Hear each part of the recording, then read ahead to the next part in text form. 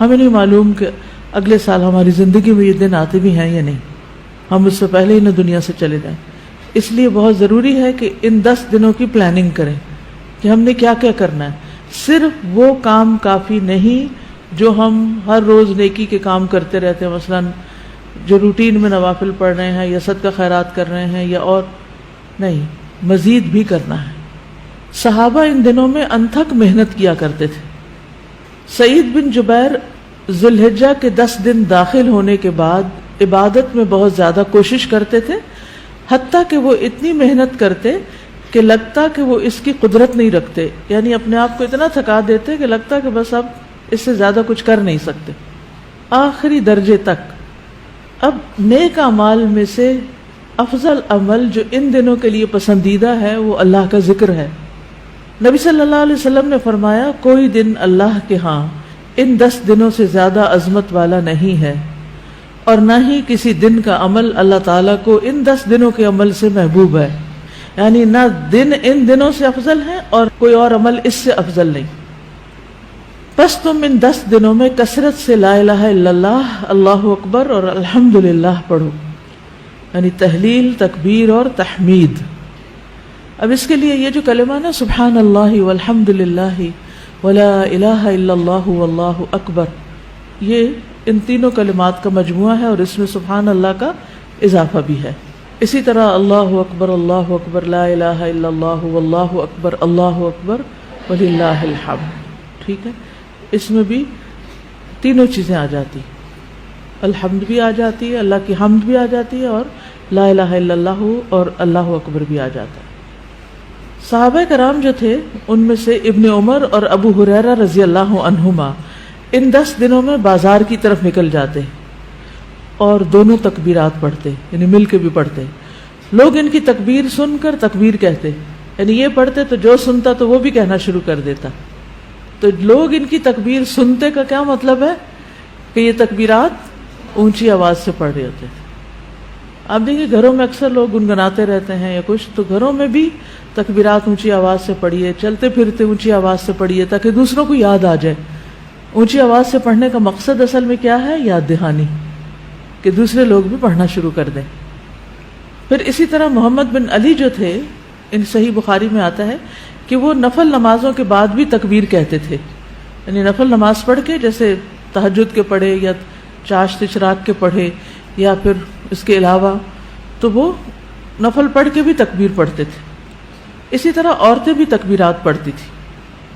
ابن عمر منا کے ان دنوں میں نمازوں کے بعد بستر پر، راستے میں اور دن کے تمام ہی حصوں میں تکبیر کہتے، یعنی وہ ہر موقع پہ کہتے. انہوں نے صرف نفل کے لیے خاص نہیں کیا تھا، یہ صرف بازار کے لیے ہی نہیں بلکہ بستر پہ بھی کہتے اور راستے میں بھی اور خیمے میں بھی اور ہر جگہ. اور ان میں سے کوئی بھی آپ الفاظ پڑھ سکتے ہیں، اللہ اکبر لا الہ الا اللہ واللہ اکبر وللہ الحمد، اور اللہ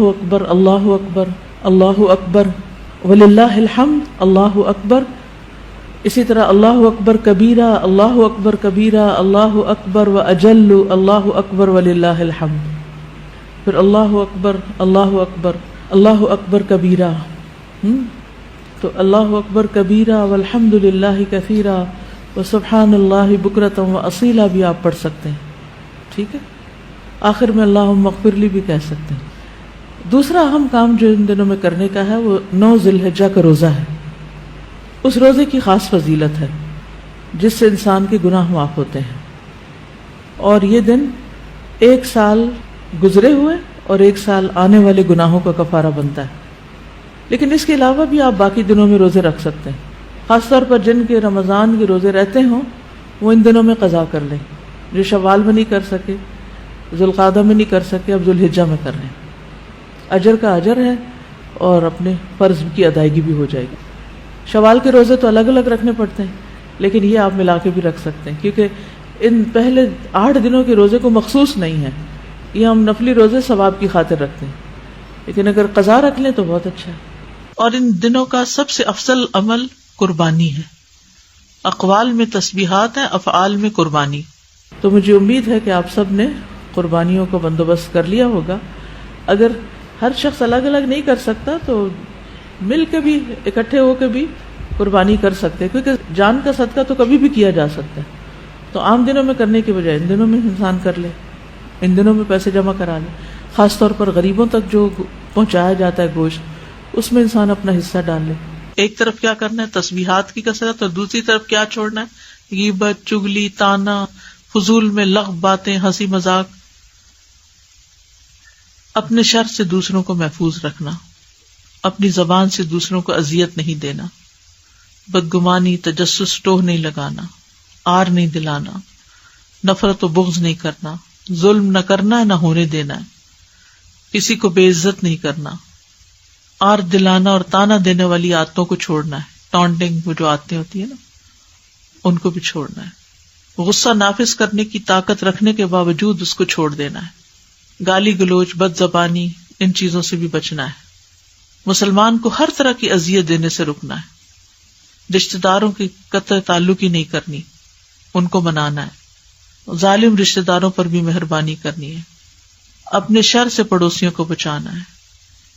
اپنے ایمان کی تجدید کرنی ہے. صبر اور عفو درگزر کرنا ہے. اچھا اخلاق اختیار کرنا ہے. اول وقت پہ نماز پڑھنا ہے. قیام لمبا کرنا ہے. ہو سکے تو تہجد پڑھنا ہے. روزہ رکھنا ہے. حج کے لیے تو چلے گئے ہیں لوگ، ہو سکے تو حج کرنا ہے. مالی صدقات میں اپنے اہل و عیال کی ضروریات پوری کرنا. ناراض رشتہ دار کو تحفہ دینا. اپنے بہن بھائیوں کی یا اپنے دوستوں کی ضروریات پوری کرنا. پانی پلانا.